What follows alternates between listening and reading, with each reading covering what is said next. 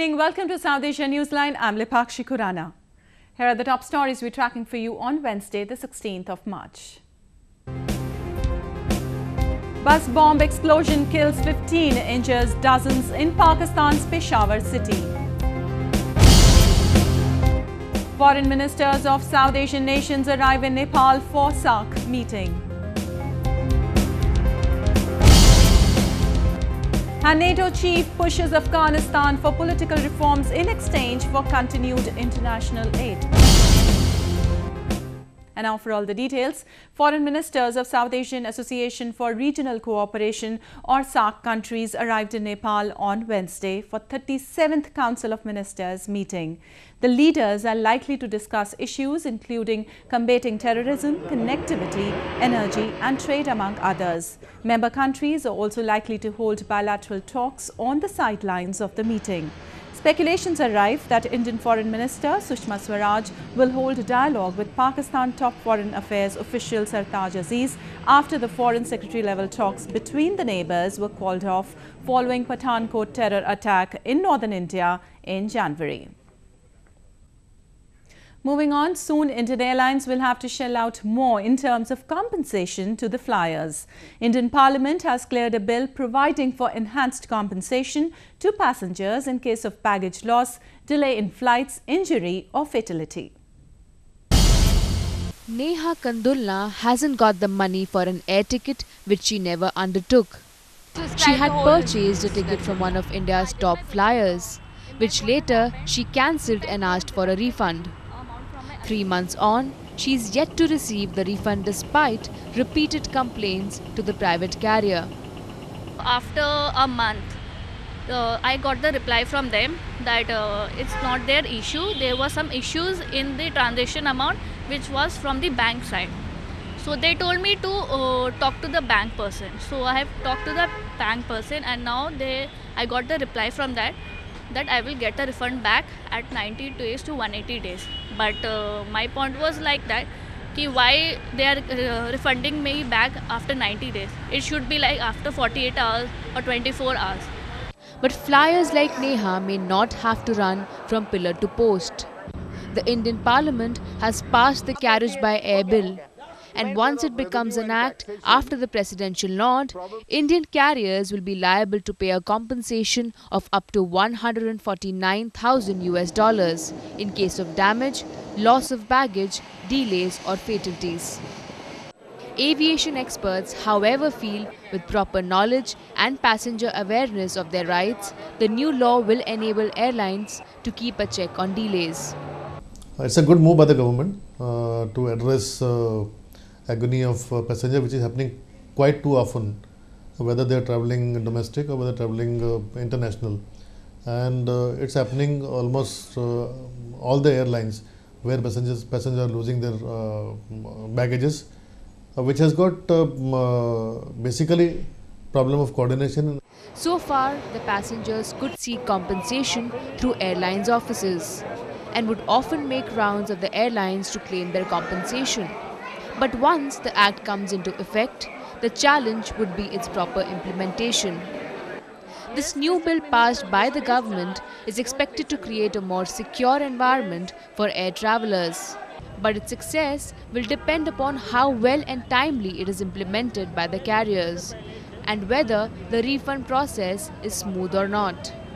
Richa Sharma for South Asia Newsline, Mumbai.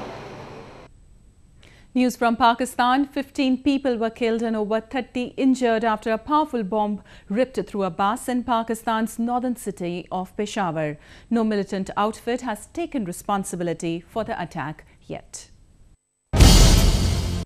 The vehicle was packed with government employees when an 8-kilogram bomb planted underneath the seat detonated by timing mechanism. The incident took place on one of the busiest streets of Peshawar while the bus was bringing employees to work from neighbouring cities of Mardan and Charsada. हमारी आवाज़ सुनी, हमारे बंदे वहाँ पे निकल आए, हमारी गाड़ी आ गई है, ठीक है। इनिशियली अनऑफिशियली मैं बताना चाहता हूँ तकरीबन 30 बंदे जो वो इंजर्ड है, मोर देन प्लस माइनस में हो सकता है, ठीक है। वो इंजर्ड है जो LRH कैंट हॉस्पिटल में शिफ्ट कर दिए गए हैं। इसके अलावा अनऑफिशियली मैं फिर बताना चाहूँगा फिर मोर देन 15-16 बंदे जो ऑन स्पॉट डेड हो चुके थे। The death toll may rise as many injured who have been taken to nearby hospitals are in critical condition, officials stated. Pakistan security forces have cordoned off the area and further investigations are underway. Exiled Kashmiri leaders have accused Pakistan of misusing its laws to victimize secular and progressive political workers, civil society activists and human rights defenders in the disputed territory of Pakistan-administered Kashmir and Gilgit-Baltistan. Exiled Kashmiri leaders have said that anti-terrorism and military courts set up in Gilgit-Baltistan and Pakistan-administered Kashmir are increasingly being misused against political activists and leaders who are struggling for fundamental human rights. The leaders were speaking in Geneva on the sidelines of the ongoing 31st session of the UN Human Rights Council.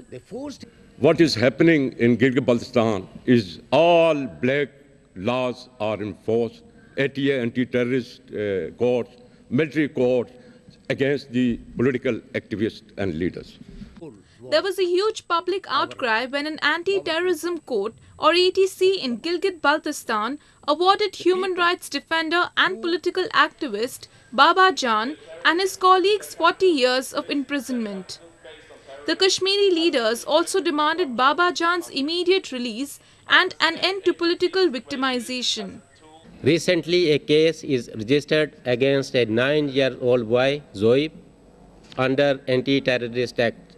We can imagine how they are victimizing the political workers and activists. We urge upon international community to put pressure on Pakistan to stop political victimization of the nationalist leaders and immediate release of Baba Jan and all political prisoners who are facing sedition charges, whether in Gilgit-Baltistan or so-called Azad Kashmir.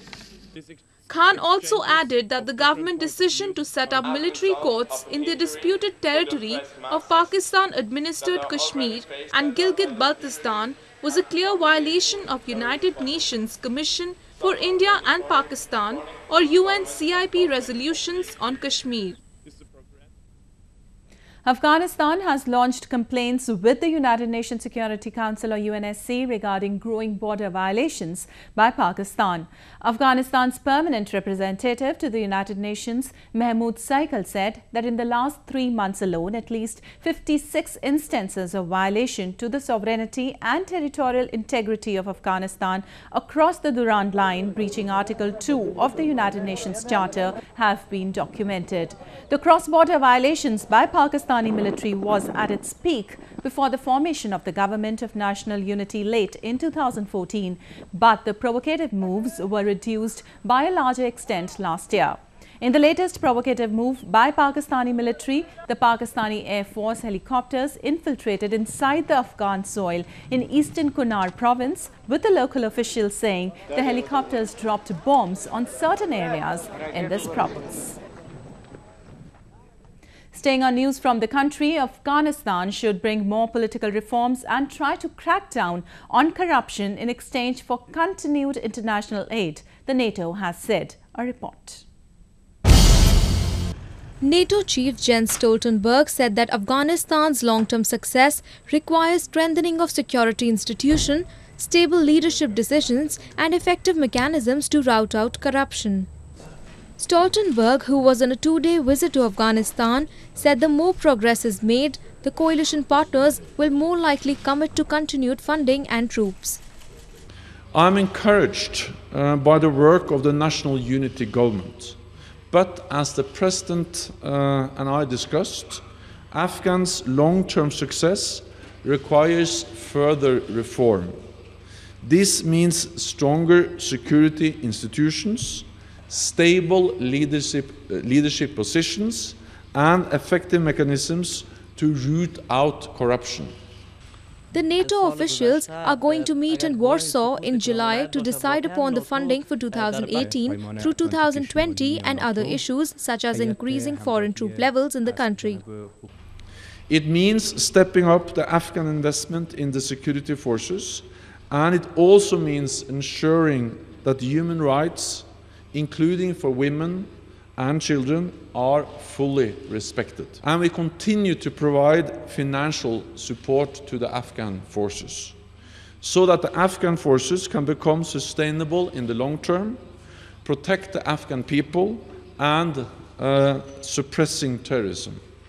Stoltenberg's views were welcomed by Afghan President Ashraf Ghani, who quickly added that the reforms should not be imposed on them from outside. The Afghan public, in every single way, is asking for reform. So reforms are not imposed upon us from outside. It is a response to the heartfelt wishes of our public, because the public sees corruption as great as a threat as terrorism. International backers have raised concern over the growing problem of corruption in Afghanistan. They want assurance from the Afghan leadership of strong measures for continued financial support. India and Pakistan may share differences on several issues, but the common love for culture and music always brings the two nations together. This was seen at SAARC, a music festival where many musical maestros from both India and Pakistan spellbounded audiences in India's Amritsar.